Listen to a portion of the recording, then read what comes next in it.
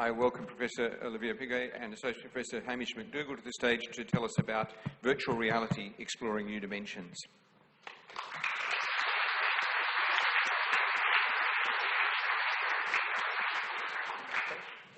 Thank you, Trevor, and thank you for the kind introduction. Welcome everyone to tonight's Sydney Science Forum.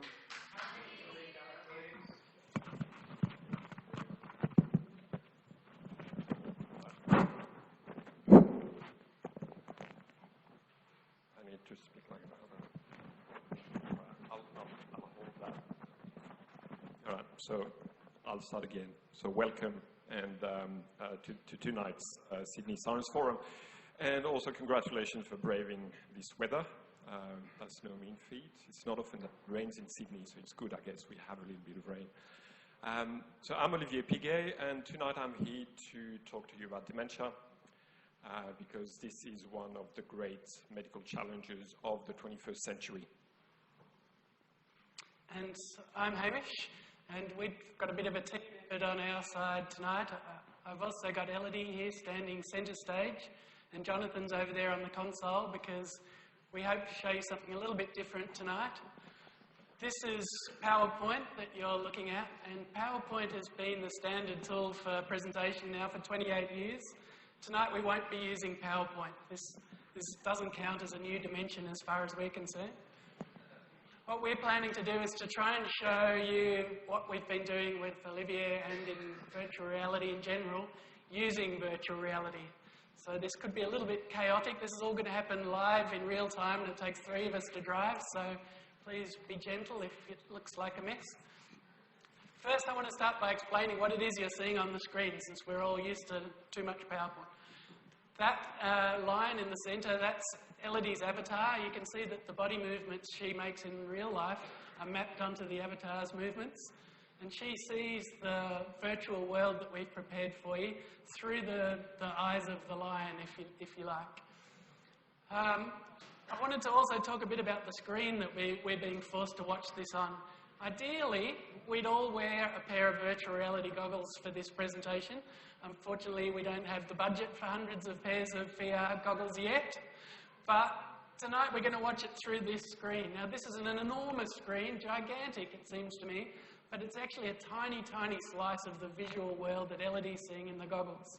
I made this model on the left-hand side to try and explain that the person sitting at the average distance in this theatre sees a slice of the world we're presenting that's just 20 degrees wide, this green wedge in the foreground.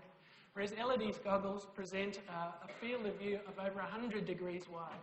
That's more like the blue wedge. And as soon as she moves her head around, of course, she can look 360 degrees around.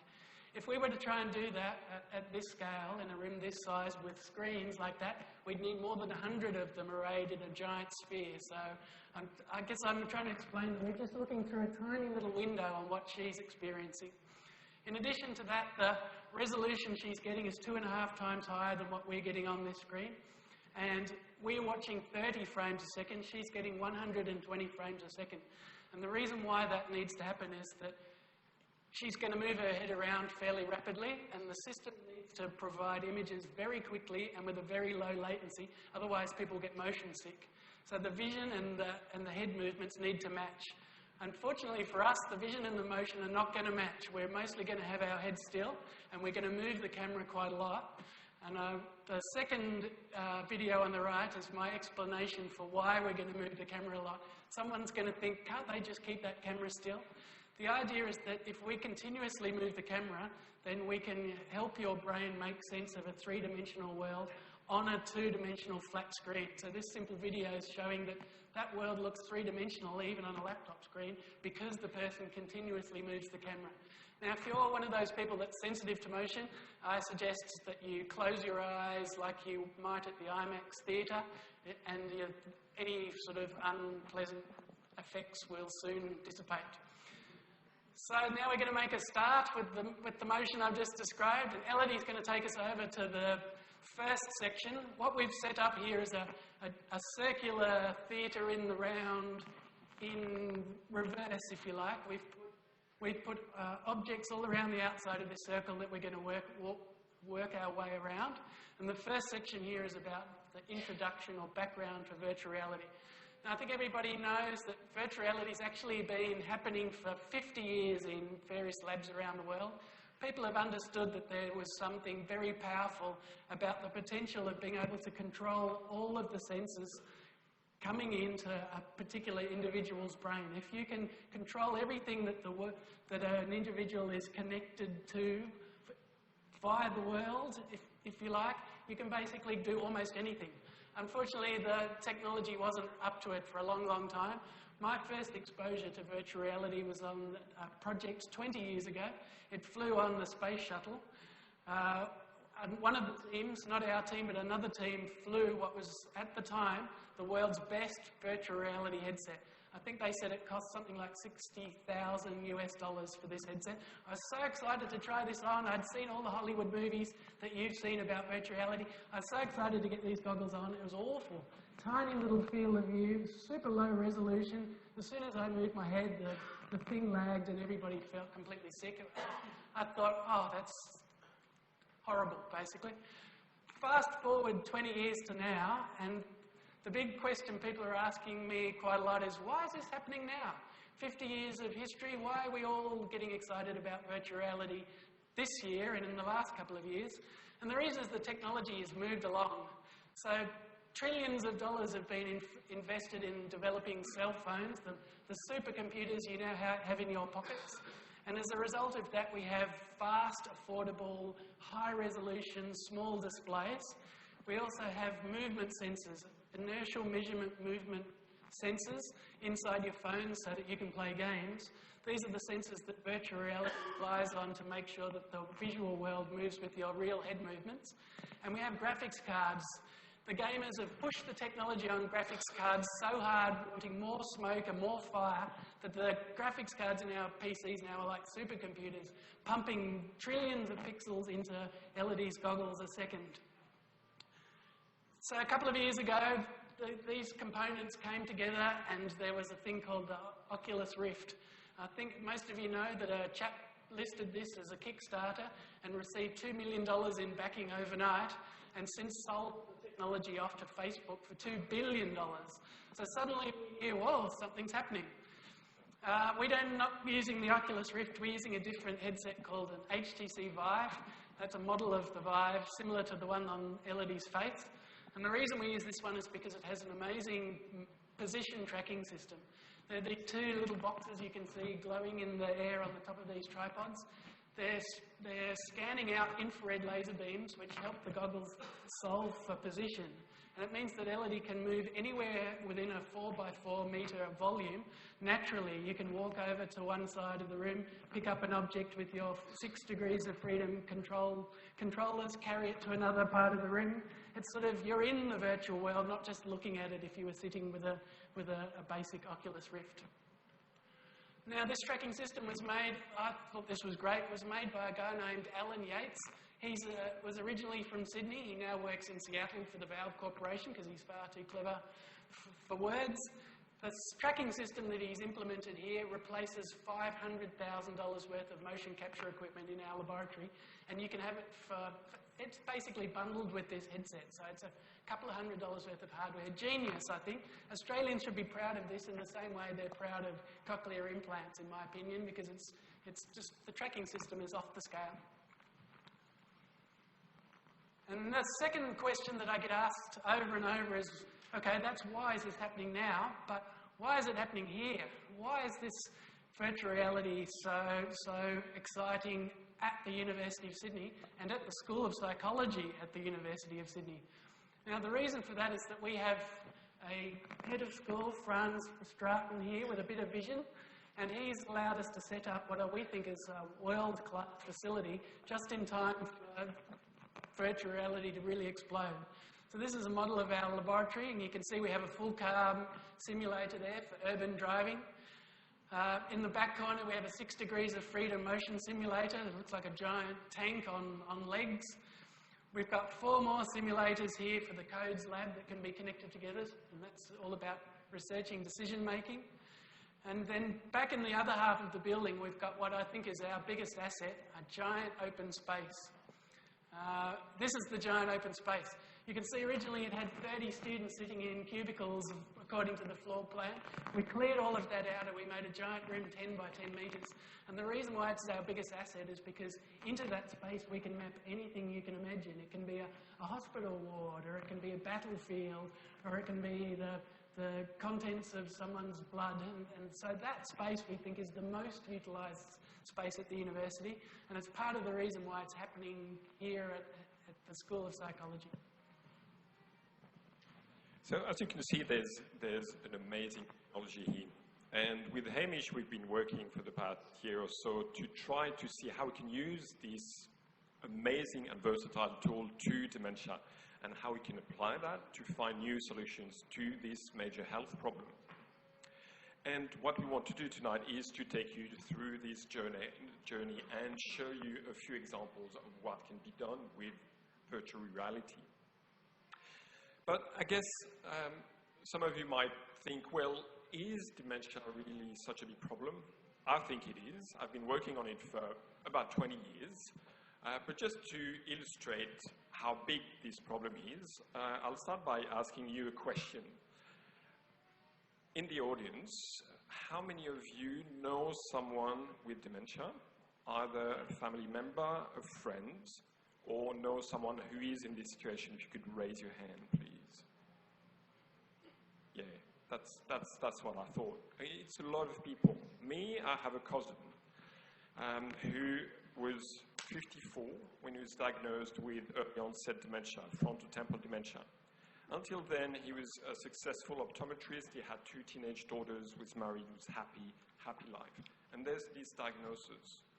3 years later, he needs full-time care. He's still living at home under very stressful conditions for his wife and his daughters. And he's about to be moved to a nursing home. So we have something, a disease that is affecting everyone across the community. It's not just a disease of old people, it affects also young people. Now, I also wanted to ask you another question.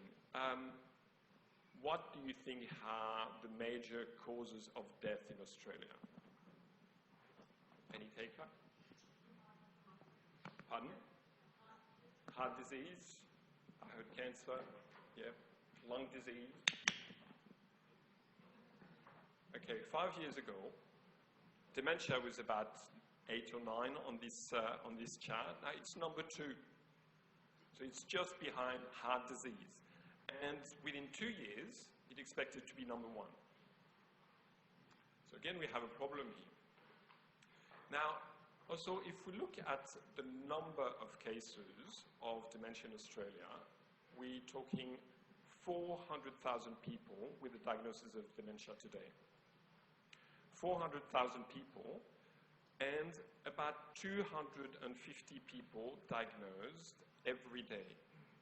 New cases of dementia every day, 250 cases. Now, by 2050, this number will treble. Now we'll have 1.2 million people with dementia and 650 new cases every day. Now, do we have the resources to look after these people? Do we have the capacity? Resources, financial resources, staff training, facilities? No, we don't. So we need to find new solutions. We need to find ways to look after these people. Now, why is that? Because there's this aging of the population. So we've been successful at treating various disorders and diseases. We live longer. But now we also have this problem, is that more people in this age bracket means also more people with dementia, potentially. Now, the last one I want to tell you about is the cost. Now, in developed countries, it's estimated that dementia costs about 1% of GDP. In Australia, it means $14.2 billion. It's billion with a B, not million with an M, per year. In direct and indirect costs. So I was trying to break that down. It amounts to $452 per second. Now, That's a lot of money. And again, we can't afford that.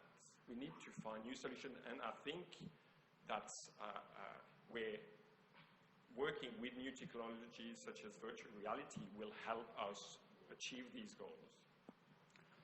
Now, perhaps I'm not the only one, but I don't understand numbers as big as that. I just cannot visualise $1.6 million, and I can't visualise 1.2 million people. Luckily, virtual reality is an extremely good way to visualise data. So we started to try and help to understand, well, how much money are we really talking there? What do those numbers mean?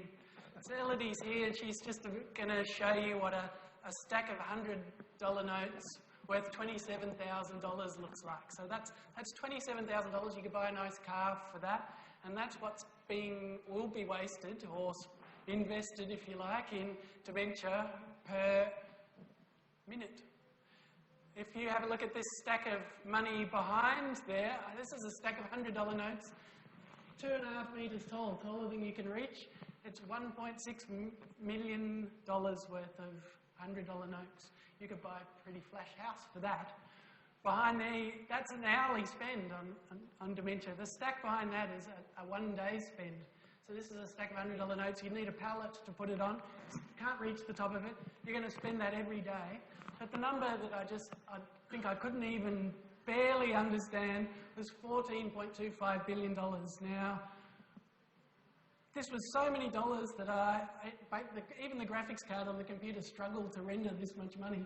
It's the amount of money that would cover a squash court, and if you were to try and take it home, you'd need 3 shipping containers full of $100 notes. That's what Australia is going to have to spend per year in 2050 to deal with this problem if we don't improve the situation. So saving 1% of that would be a very nice outcome for everyone. We could spend that money on something like public housing, for example, and buy a whole street of houses.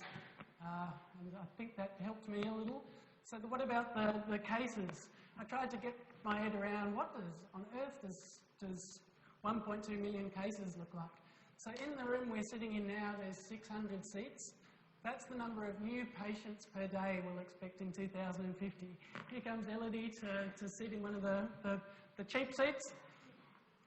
And she would then be 600 of her per day new cases of dementia. So I tried to imagine, well, what's that per year? And if Jono zooms out for us, if you were to put theatres this size, side by side and end on end, to represent 1 year of new cases of dementia in 2050, it would cover the entire university campus with the same density we have now.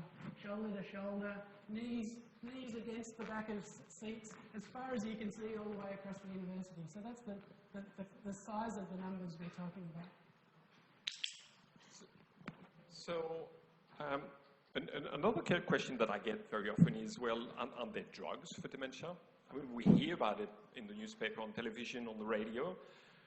Well, yes and no. There are drugs, but the existing drugs don't treat the disease. What they do is harness the potential of what's left in the brains of people affected by dementia, but they don't slow down the disorder or stop the disease or cure it. And also, do you know when the last drugs against dementia were put on the market? It was 2003. So 15 years ago. Since then, no new drugs on the market. Literally hundreds of drug trials, and a success rate that is less than 1%. So we're talking failures across the board, and huge amounts of money is being spent. And to develop a new drug takes a long time, obviously, and is very costly. Now, then the question is, well, why is that?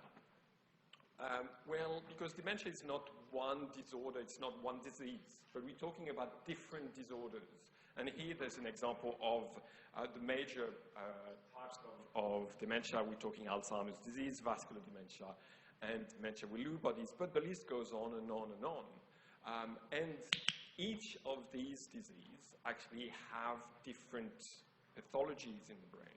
So they're characterized by brain atrophy and loss of nerve cells, but the basic mechanisms underlying these different pathologies, different types of dementia, are different.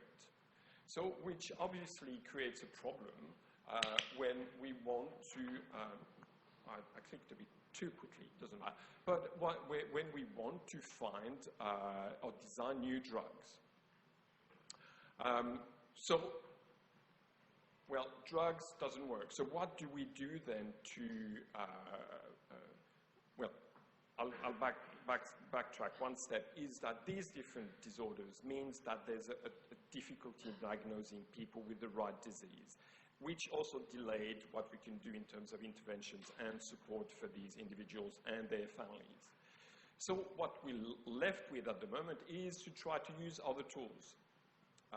Clinical examinations and also tools like an MRI scan, so which is used very commonly now in major hospitals around Australia and around the world.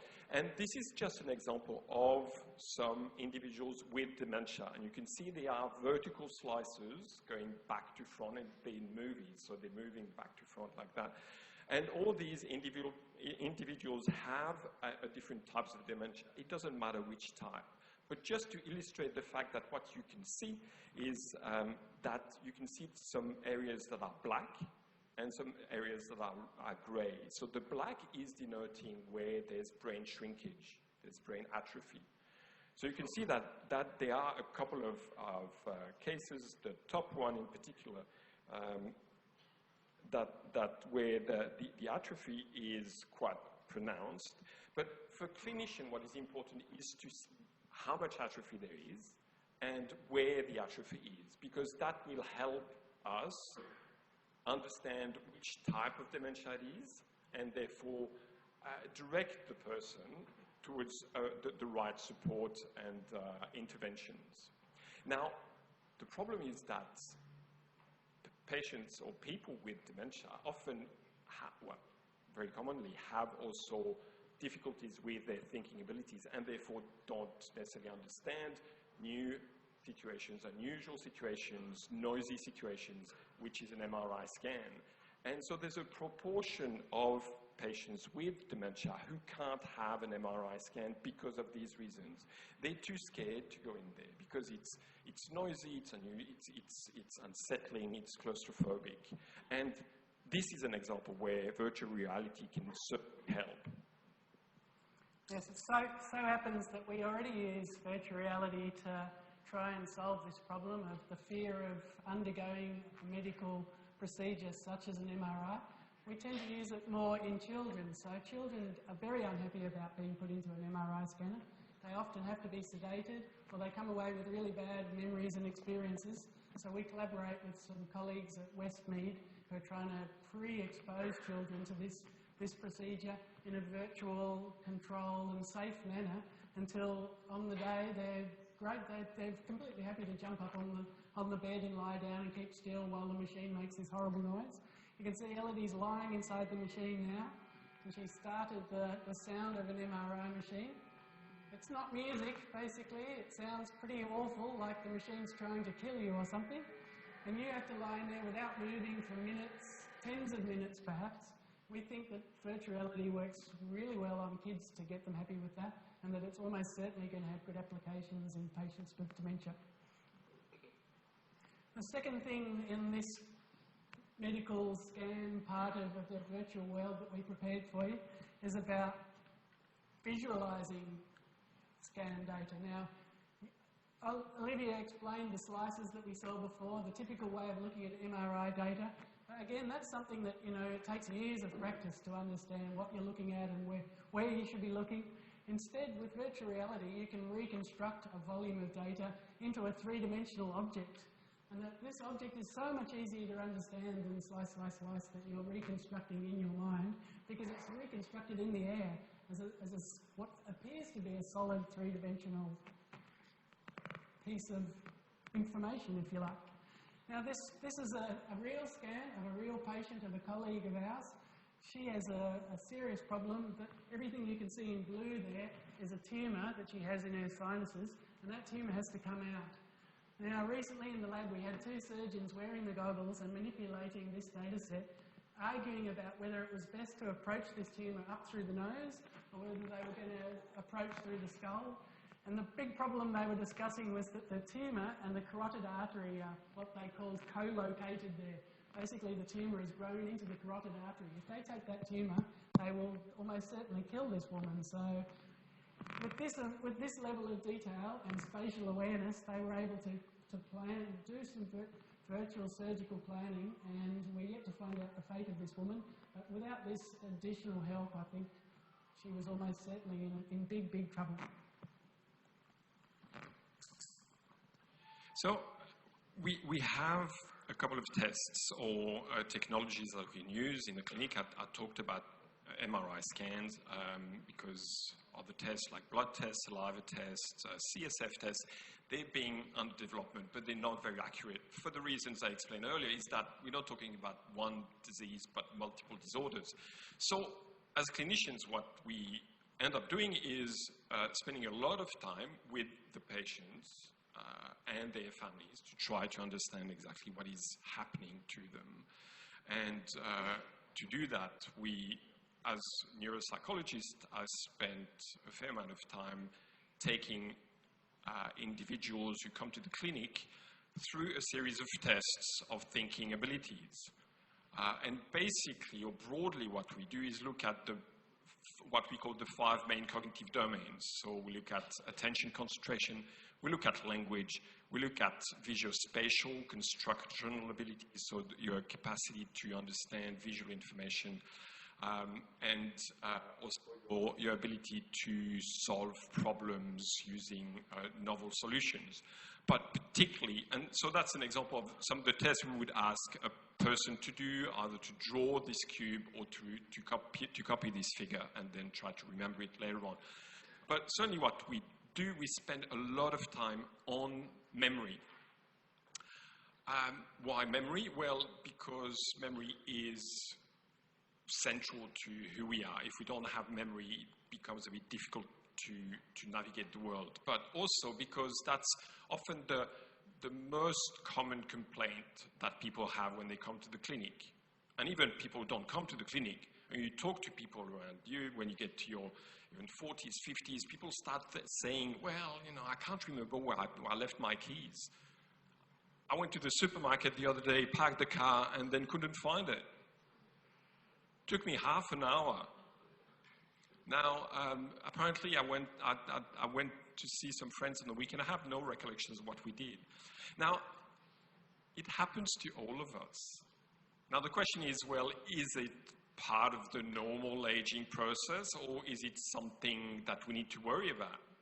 So that's why we do these tests. Now, the other aspect why memory is important is that a memory deficit in the capacity to learn novel information is the hallmark of Alzheimer's disease. So that's the central diagnostic criterion for Alzheimer's disease. So we really need to make sure that we can identify that clearly and objectively. Now, we've done some research in past few years looking at memory in Alzheimer's disease, but also in other forms of dementia, and particularly in frontotemporal dementia, which is the one that I'm mostly interested in. And it's just to show you that even in these disorders, other non-Alzheimer's dementias, what you find is that some people have memory problems. So here is just to illustrate that. On the left-hand side, you have 2 bars that are very low compared to a higher one. And what it's saying is that you have 2 groups of dementia patients, one with Alzheimer's disease, one with frontotemporal dementia, and they're doing just as bad on these memory tests compared to controls. Now, we have a problem there because we meant to know or to believe that memory problems is indicative of Alzheimer's disease, whereas if your memory is preserved, you have another form of dementia, and this is showing that it's not the case. Now then the question is, well, why is that? Well, actually, we're still using tests, memory tests that were developed about 60 years ago. So the test I showed you, the figure there, this design, was designed by a neuropsychologist who was from Geneva, actually. And he designed that in 1950s, and it's 2018, and we still use it. I mean, it's a good test, but we can do better. We can do better than that. Now, more recently, what we started doing is looking at other forms of memory. Oh, and the other aspect of memory testing is that you do that in the clinic. You do that in an environment that is very artificial. And the way you do these tests also is very artificial. You go and sit down with a person who say, well, look, I'm going to read you a list of words, and now I want you to pay attention to these words. I want you to remember all the words you can remember from this list. So you read the list, then you ask the person, well, can you tell me all the words you can remember? This happens. Then you do that a second time, and then a third time, and then a fourth time, and so on. And then after that, you say, well, now I'm going to ask you about these words in a moment. I want you to try to remember these words. Now, it's not how memory works, is it? We don't walk around thinking, oh, yes, I need to remember this, that, and the other. Memory is something that happens as we live. And when we need to retrieve information, then we call upon this information that is stored somewhere in our brain. Now, these tests obviously are not mapping on these features. So more recently, we're thinking, well, are there different ways to do that? And one aspect that we started looking at was topographical orientation, so how you can find your way navigating in space. And there, again, if you look at these bars, all you need to know is that if you look at the right-hand side, you have the patients with Alzheimer's disease compared to all the other groups. Now, suddenly, we have a test where it looks like we can differentiate between the different types of dementia. But again, talking to Hamish, then suddenly there's a whole world of possibilities where we can explore that in greater details. Yes, so in the virtual reality laboratory at the School of Psychology, we do similar types of tests. We also want to know about spatial ability, navigation skills, hippocampal function, but we're normally doing these experiments in normal subjects. Elodie's going to show you here an example of what one of our tests looks like. So we don't draw a paper and pencil version of a maze and ask people to find their way through the maze. We put people in the streets of Paris in this example. You know, from this perspective, a bird's eye perspective, it's all very easy to say, oh, there's the hotel, 3 blocks down and 1 block to the left, because you can see it. But in real life, you're down in the streets. You need completely different strategies to find your way back to the hotel. You need to remember the sequence of turns, or you need to remember the landmarks that you saw, the bakery, or is that the bakery? I remember I turned left at the church, and oh dear, there's another church. This is the kind of task that we would expose first-year students to, and so we think that this might have some benefit in dementia as well. Absolutely, and that's an excellent example because, again, we have a naturalistic environment, a naturalistic situation. It's not in the lab anymore. You are in the real world and you are doing something that you would do in everyday life. And what I like particularly about this test is that disorientation in space is one of the first signs of dementia. So when you start losing your bearings in unknown environment, it's telling you something about what is happening to your brain.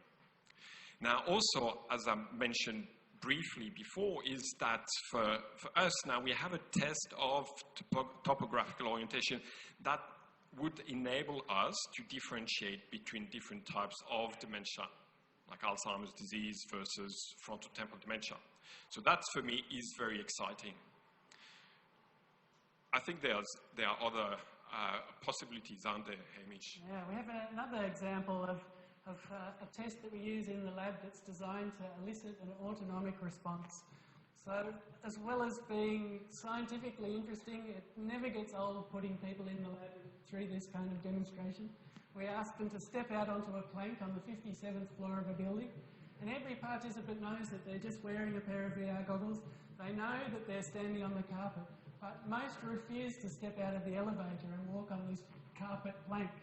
And, you know, they laugh and they giggle and they say, oh, I know this is not real, but they feel all of the autonomic responses that they would get if it was real fear. So their pulse races, their respiration goes way up, they start to get sweaty hands and sweaty underarms, and yet the reason this stimulus is so powerful is that we are talking directly to the ancient parts of their brain stem, the parts of their brain that evolved to respond to fight-flight scenarios like this, and without which an appropriate response would lead to the end of you as an individual, or perhaps your entire species.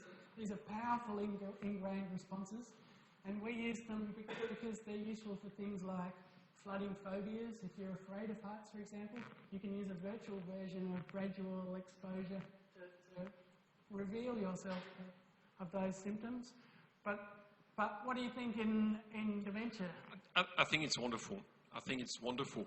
Well, no, I wouldn't bring people with dementia on a test like this one and ask them to walk a plank like this, but it's telling me something extremely important. We know that people with dementia have difficulty with social communications. They have difficulty dealing with emotional situations, with understanding emotional context, information, and generating relevant emotional and responses in social situations. And I think part of it is because of this deficits or this difficulty in engaging this lizard brain, this autonomic system. Because this autonomic system is telling you very important information about, well, if you are in a situation where there's an angry person, it's telling you how to respond to that. So imagine the person with dementia, or rather the carer of the person with dementia. Now, they've been looking after their loved one for a while, and this person with dementia is doing some really odd behaviors, which happens when you have dementia. And at some point, the carer is becoming angry and try to convey that, saying, you can't do these things, you know, and showing all these signs. Now, the person with dementia is not really responding accordingly because there's no signals that are saying, oh, my dear, there's an angry situation here. I need to modify or to understand something. But this person can't anymore. So here we have a system that enabled us to test that. And we could design, or we can design some experiments to see under which conditions this autonomic system is failing to engage. That will help us design interventions with the patients, for example, to help them understand or pay more attention to these internal signals, so the sweaty palms, the beating heart, and so on, but also to explain to carers what is happening to their loved ones. That it's not that they're being difficult, but because there is something in their brain, and we can explain that to them, what is happening and how to respond then accordingly. So I think that's an important aspect of how we can apply virtual reality to dementia.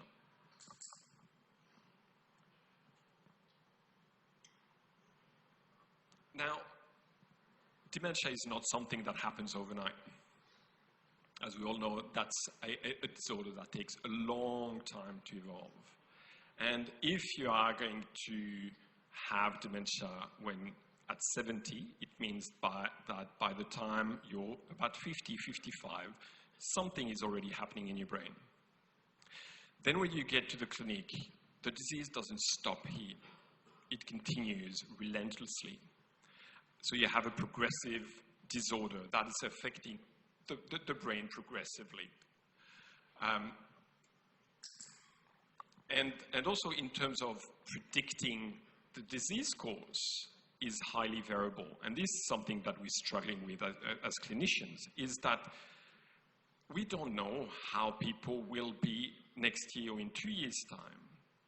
And that's a fundamental question that people ask when they come to see us in the clinic. They want to know, well, what is the diagnosis? What do I have, doc? Is that Alzheimer's disease? Is that something else? I think there we're making progress. But then the next question is, well, what next? And then we go, oh, and we're dancing around. We're saying, oh, we're not sure, and we still don't know. But regardless, we still need to find ways to help people with dementia, regardless of the disease stage they're in. And I think that's where virtual reality is immensely resourceful and in helping with these different stages of disease. Indeed, we prepared just a few examples of this kind of stuff. So you can't just magically cure this problem with drugs or surgery or something. So you have to deal with the consequences. And we think virtual reality is particularly good for this kind of stuff. Basically, similar to the MRI machine we saw before, there are a whole lot of situations that the rest of us just get on and bear. And we go to the dentist, for example, because we know that it's good for our health. And if a patient with dementia doesn't understand that connection between an unpleasant experience and a necessary health benefit, this can be a really problematic situation. They don't understand why they've been put on this table. They don't remember why they're being drilled. So this kind of stuff can be, again, it's gently introduced to the patient. They can get used to the idea of lying down on the dentist's table. It doesn't have to be medical. We set up some other examples here. Elodie's going backwards and forwards through the airport security. Another situation that's particularly nasty, if you think about it, you have to do exactly what you're told at exactly the right time. You have to keep calm. If you've got problems with dementia and you don't follow this situation or understand why you have to behave this way, all sorts of things can go wrong. For example, you'll be taken off and have extra searching, or perhaps you can't go to the airport at all. Perhaps you can't deal with that. You can't go and visit your relatives because you can't get through the airport security. That's a great thing to get people used to. And on another example, well, this seems so trivial, going to the supermarket. All of us go to the supermarket. We deal with that fairly well. We don't like having to jostle with other people. But this is a really horrible situation, I imagine, for people with dementia, because for us, maybe we can't remember where a certain item is. Imagine how much worse that is when you can't remember what it is that you're even looking for. Or perhaps you can't remember why you're even here. This starts to look like a bit like an ominous maze all of a sudden. Shelves and shelves of complicated visual stimuli. You don't know what you're doing here, you don't know where you're going. Gently exposing or training people to deal with the situation as a supermarket, we think would be of huge benefit to patients with dementia. And another example set up in here. Now we want to talk a little bit about helping those that help people with dementia. So to some extent, there are some patients that just cannot be helped with current technology or current therapies. So what can we do to make the best of a bad situation? One thing we can do is use virtual reality to help train or support the people who are having to deal with a patient with dementia. Now, Elodie does something similar to this all of the time. She deals not with patients with dementia, but with patients with vestibular problems. So these people that feel vertigo, they have attacks of vertigo, they see the world moving uncontrollably, and it's very difficult to explain these symptoms to a spouse or to a clinician. There's nothing physically wrong with them, but they describe this sensation, oh, whenever I stand, the world appears to move around, and I'm unstable on my feet, and it makes me feel nauseous and horrible. Her strategy is to show, using virtual reality, show this stimulus to the husband that doesn't understand, or the clinician that's been treating patients for 10 years and never really understood what was being described. She can expose them to that, and we think that would work in dementia as well. You could produce virtual versions, simulations of the symptoms that dementia brings on, forgetting things, finding your shoes in the fridge instead of in the cupboard, things going mysteriously missing. All of that's possible in virtual reality because we have complete control of the environment. The last example that Elodie's showing here is the training example. So in old age homes, I hear this story about patients with dementia who've lost the ability to inhibit inappropriate sexual behaviour and even violence. And this becomes very difficult for staff, and apparently a good strategy in these situations is to keep a piece of furniture between you and the offending senior, and that sort of stuff is best trained in virtual reality. You don't need a dozen actors to play each of the roles. You don't need an actual physical set. You don't need to do it in the nursing home.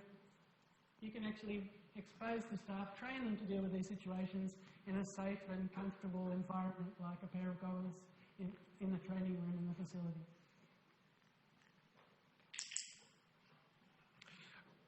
Another important aspect in the world of dementia is quality of life. Quality of life of the person with dementia, but also quality of life of the carer, the family members, the friends, and the social network. And that's an area that we're exploring at the moment and see how we can maximize quality of life. And one way of doing that is to ensure a good relationship between the person with dementia and their friends, their family members, their loved ones. Because we know that personal well-being, psychological well-being is dependent on these interactions. The better the interactions, the better you will feel about it. And so then the better the relationship between the patient and the environment, which in turn will improve quality of life. So again, virtual reality here is extremely useful, and Hamish will demonstrate a few examples of that. So yes, in this last section that relates to therapy, we wanted to talk about some of the more pleasant stuff. Now we've had a whole section of stuff that's all about dealing with and being exposed to unpleasant things. But another huge advantage of virtual reality is that we can use it to improve the quality of life of patients. If I just join in here. So one thing that people often say to me is, oh, but virtual reality, what a lonely experience it must be in the goggles there. It's so isolating from the real world. These people have obviously never been, or not recently been, in virtual reality, because what we find is that there's people everywhere. Today we've set this environment up with all of the doors locked, because otherwise, as soon as we connected to this virtual world, we'd have half a dozen Americans turn up who want to know, oh, what's happening here? What's going on? And if anything, the place gets overcrowded over quickly. So I'm just about to fly over and find Elodie, who is over there. Hello, she's waving her laser beam at me. Thank you very much. I'm a bit disoriented. And so I'm joining in with her now, and the three of us are standing around this game of chess, three-way chess, which speaks to a couple of different things. For a start, one way to keep a high quality of life for patients with dementia is to exercise their minds. So this is a classic example of gamification.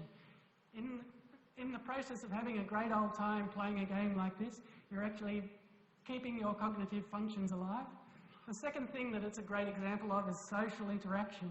So the three of us here can see each other. We can each play a round of chess. I think I will move there, and oh dear, looks like I'm in trouble already. This kind of social interaction with virtual reality can be done over enormous distances. So, for example, I could be the spouse or the grandchildren or the husband or the clinician or relatives that now live far away in America. I could put on my goggles and log in with my relative who's stuck in a nursing home, and we could spend time together playing or exercising our minds, if you like, or chatting about old times. Grandchildren might love to visit their grandparent, for example, because the grandparent has fun things to do. She has unicorns and she has castles to visit. So we think this is an amazingly powerful application of virtual reality. It also allows patients with dementia to have access to all sorts of other stuff that they just can't get stuck in a nursing home. They can, example, play their favourite game of golf.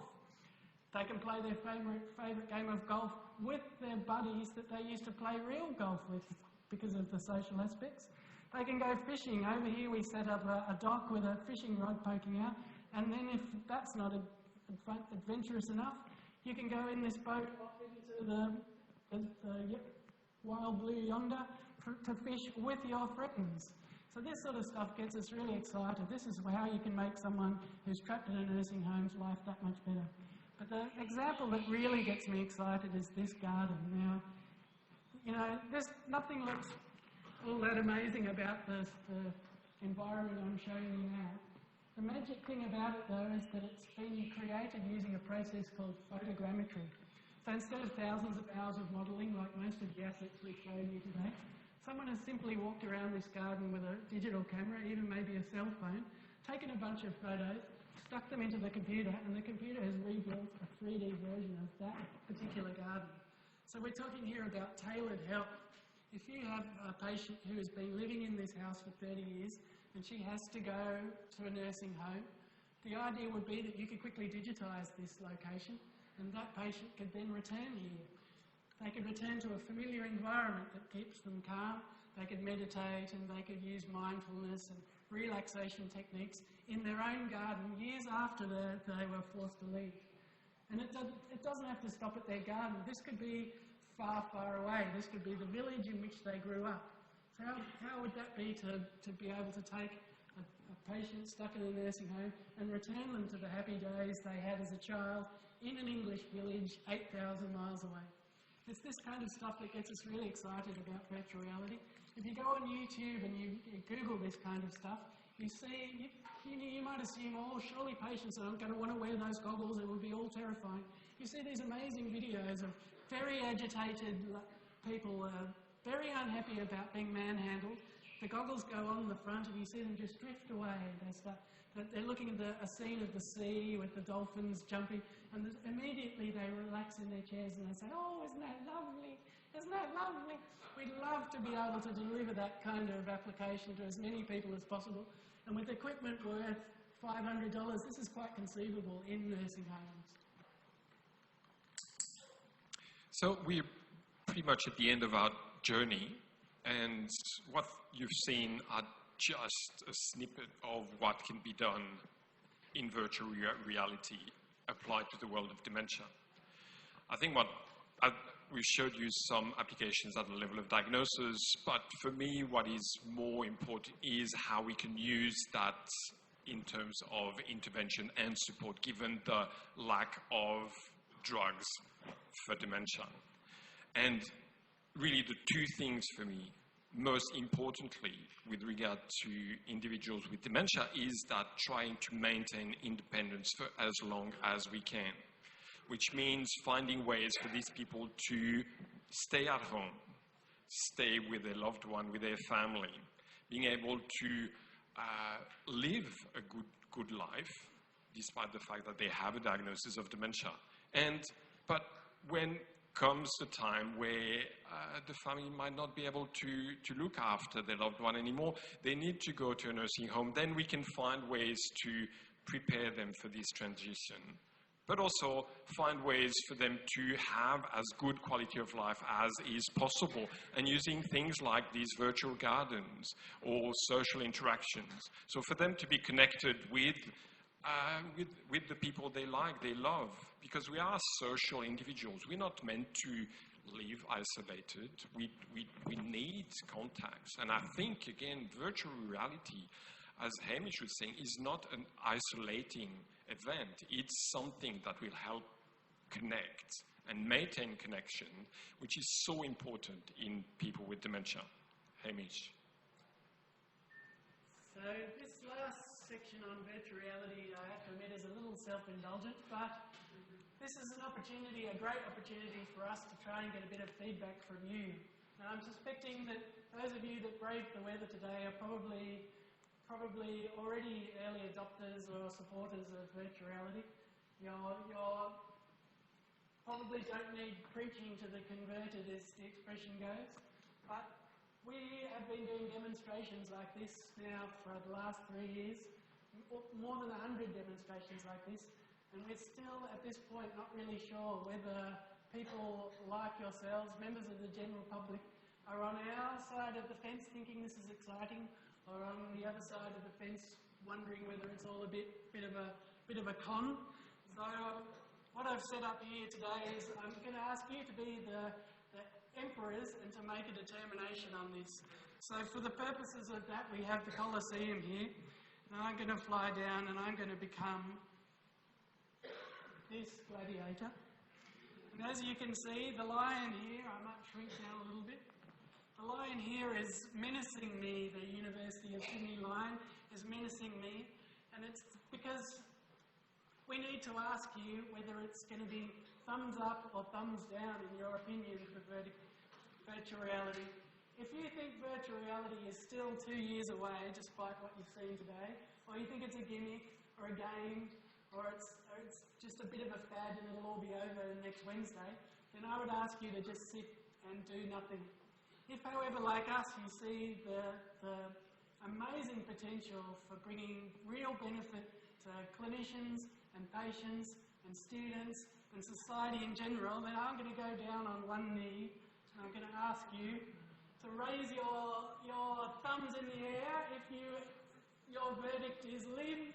Please raise your thumbs up in the air because Jono is going to take a photograph that I hope to use in our battle to bring this kind of technology to more patients, more clinicians and more students. So hopefully you've got your thumbs up. Thumbs up! It's thumbs up! Thank goodness for that. Almost there. Got it. And that concludes our presentation. Thank you.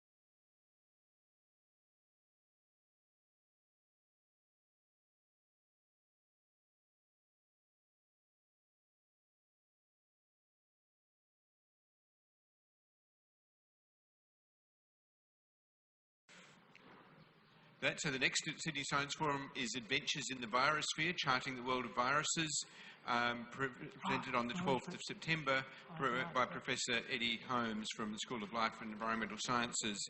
So please join with us for that event. And thank you for attending, and please join with me in thanking our speakers again for a wonderful presentation.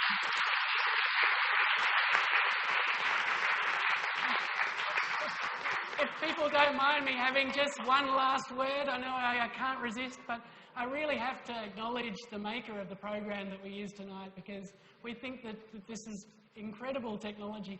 The hardware, all very well, you can buy that at JB Hi-Fi tomorrow, but the program we used tonight is called NEOS VR by a guy in the Czech Republic named Froxius and a company called SolarAx.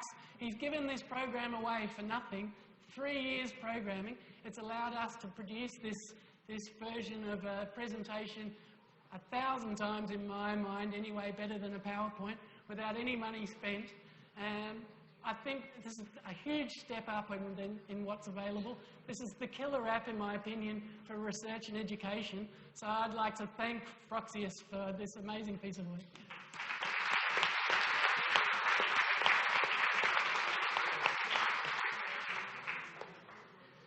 Thank you.